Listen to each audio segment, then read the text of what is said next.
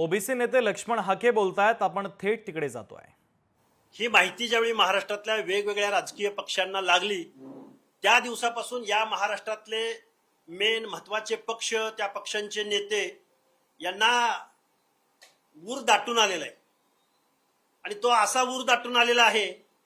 आज एक मंडल यात्रा नागपूरमधून सुरू झाली आणि 2-3 दिवसापूर्वी एक ओबीसीचं संमेलन गोव्यामध्ये झालं आणि तिथं मुख्यमंत्र्यांना पण कंठ दाटून आला होता आणि हा कंठ ओबीसीच्या बाजूनं दाटून आलेला होता सत्तेमधल्या नेत्यांना। आणि आज कंठ दाटून आलेला होता, आज ज्यांनी मंडल यात्रा ज्या नागपूरमधून सुरू केली त्यांच्या बाबतीमध्ये मी एका वाक्यात सांगेन, अघटित घडली वार्ता आणि कोलं गेलं तीर्था। बघा, मी परत एकदा सांगतो, अघटित घडली वार्ता आणि कोले गेले तीर्था। यांचा आणि ओबीसी रिझर्वेशनचा कुठलाही काहीही संबंध नाही। मंडल यात्रा ज्यांच्या नावानं यांनी ही यात्रा जाहीर केली, तो मंडल आयोग कशासाठी होता, तो मंडल आयोग कुणी निर्माण केला होता, त्या मंडल आयोगाचा ओबीसी भटक्या विमुक्त जाती जमातीच्या संदर्भातला सामाजिक न्याय ज्यांनी ही आज मंडल यात्रा जाहीर केली त्या नेतृत्वानं कधी तो सामाजिक न्याय समजून घेतला का आणि त्याच्यावरती काम करण्याचा प्रयत्न केला का, या प्रश्नाची उत्तरं आम्हा ओबीसी बांधवांना मिळाली पाहिजेत।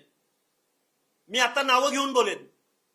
2 दिवसापूर्वी या महाराष्ट्राचे मुख्यमंत्री देवेंद्र फडणवीस साहेबांनी सांगितलं की ओबीसीच्या बाबतीमध्ये मी तत्पर आहे, ओबीसीला मी निधी कमी पडू देणार नाही, पण सत्तेवर आल्यानंतर मात्र त्यांच्याकडून तसं कुठलीही कृती घडलेली दिसून येत नाही।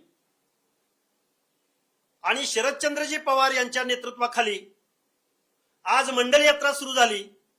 त्या मंडल यात्रेचा हेतू काय, उद्देश काय, ज्या शरदचंद्रजी पवारांनी मंडळांच्या नावानं त्यांच्या पक्षातर्फे यात्रा जाहीर केली त्या शरदचंद्रजी पवारांना, रोहित पवारांना, राजेश टोपेंना, त्यांच्या शीर्षस्थ नेत्यांना माझं सांगणं आहे, बरं झालं आज तुम्ही ओबीसीची, तुम्हाला निवडणुका डोळ्यासमोर ठेवून का होईना ओबीसीची कणव आलेले।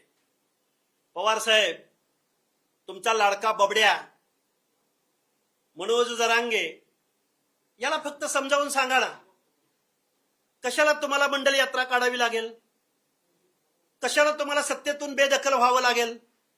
एका बाजूला मनोज जरांगे जो बेकायदा मागण्या करतोय, ओबीसी मधूनच आरक्षण मागतोय, अलीकडच्या कालावधीमध्ये लाखो कुणब्यांचे सर्टिफिकेट गावोगाव काढले गेलेले आहेत, गावागावातल्या ओबीसींचे आम्हाला फोन येत आहेत, सरपंच पद ओबीसी साठी सुटलंय पण गावात सगळ्यांनीच ओबीसी सर्टिफिकेट काढलंय। माननीय शरदचंद्रजी पवार साहेब, माननीय रोहित पवार साहेब, तुमच्या पक्षाची जर मंडल यात्रा निघत असेल तर त्या मंडल यात्रेचा हेतू काय? फक्त मनोज जरांगेंना, आपल्या बबड्याला तुम्ही समजावून सांगा की हे ओबीसींचं आरक्षण आहे, हे बलुत्या आलुत्याचं आरक्षण आहे, हे भटक्या विमुक्तांचं आरक्षण आहे, हे शोषित वंचितांचं आरक्षण आहे। आरक्षण म्हणजे प्रतिनिधित्वाचा कायदा आहे, आरक्षण म्हणजे गरिबी हटावचा प्रोग्राम नाही, आरक्षण म्हणजे नोकरीचा प्रोग्राम नाही, आरक्षण म्हणजे नोकऱ्यामध्ये, शिक्षणामध्ये ऍडमिशनचा प्रोग्राम नाही, आरक्षण म्हणजे प्रतिनिधित्वाचा कायदा आहे। आणि गेल्या शेकडो वर्षाच्या कालावधीमध्ये ज्या बलुत्या अलुत्यावरती सोशल डिस्क्रिमिनेशन झालंय त्यांच्यासाठी मंडल आयोग आहे।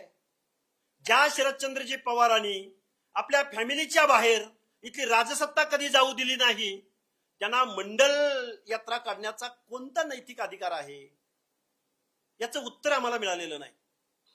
ज्या भारतीय जनता पार्टीनं स्वतःला आपला डीएनए ओबीसीचा म्हटलं, त्या भारतीय जनता पार्टीच्या सरकारनं मात्र महाज्योतीला आज रोजी निधी नाकारलेला आहे, महाज्योतीला आज रोजी कार्यालय नाकारलेलं आहे।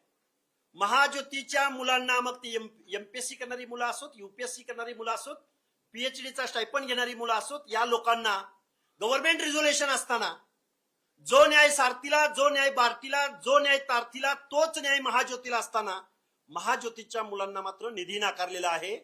अजितदादा पवारांनी वेळोवेळी यावरती आपलं आगाढ प्रगाढ ज्ञान ओबीसीच्या मुलांसमोर व्यक्त करून दाखवलेलं आहे। मुख्यमंत्री महोदय, तुम्ही निवडणुकांना सामोरं जात असताना 20 ओबीसींची महामंडळं वेगवेगळ्या जातींची जाहीर केली. त्या महामंडळांना एकही अध्यक्ष आज पावेतो तुम्हाला मिळालेला नाही. आणि कसा तुमचा ओबीसीचा डीएनए? तुम्ही आजही ओबीसीच्या मुलांना स्टायपंड देत नाही, स्कॉलरशिप देत नाही, वसतिगृह देत नाही, सारथीची इमारत होत नाही, सारथीला निधी मिळत नाही. मुख्यमंत्री महोदय, कसा तुमचा ओबीसी डीएनए आहे? याचं उत्तर आम्हाला मिळालं पाहिजे. शरदचंद्रजी पवार असोत की देवेंद्र फडणवीस असोत, की 8-10 दिवसापूर्वी काँग्रेसचे नेते राहुलजी गांधी यांनी दिल्लीत ओबीसीच्या संदर्भात परिषद घेतली. गेली 20 वर्ष आम्ही ओबीसीला समजून घेतलं नाही, ही त्यांनी चूक मान्य केली. पण त्याच राहुल गांधींचे सरदार, वतनदार, जागीरदार या महाराष्ट्रातले जे मनोज जरांगेंना रेड कार्पेट घालून भेटायला जात होते, ज्या मराठवाड्यातल्या 5 खासदारांनी ज्या मनोज जरांगेंना लेखी पाठिंबा दिला, त्यावेळी यांना ओबीसी बद्दल एक शब्द बोलावं असं वाटलं नाही. त्यावेळी पृथ्वीराज बाबा चव्हाणांना ओबीसीचं ही आंतरवलीच्या सराटीच्या शेजारी वडीगोद्रीमध्ये आंदोलन चालू आहे, त्या आंदोलनाला भेट द्यावीशी वाटली नाही. राहुल गांधींना माझं सांगणं आहे, जोपर्यंत तुम्ही महाराष्ट्राची काँग्रेस या वतनदारांच्या हातून काढून या महाराष्ट्रातल्या सर्वसामान्य माणसांच्या हातात देणार नाही, तोपर्यंत तुम्हाला महाराष्ट्रामध्ये कुठल्याही पद्धतीचं समर्थन भेटणार नाही. माझी ही घाई गडबडीनं प्रेस घेण्याचा उद्देश असा आहे की उठसूट प्रत्येक पक्ष आज यात्रा काढतंय, कोण मोर्चा काढतंय, कोण घोषणा करतंय, पण ओबीसीच्या वाट्याला मात्र आज काहीही मिळत नाही.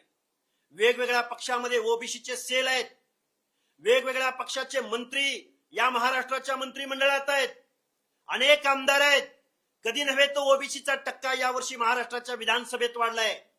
या सगळ्या लोकांना माझी हात जोडून कळकळीची विनंती आहे, येऊ घातलेल्या निवडणुकीमध्ये ओबीसीच्या बाजूने तुम्ही बोलणार आहात का? बजेटबद्दल तुम्ही बोलणार आहात का? महाज्योतीबद्दल तुम्ही बोलणार आहात का? या लोकशाही मराठी ऐका, पहा, जागरूक रहा.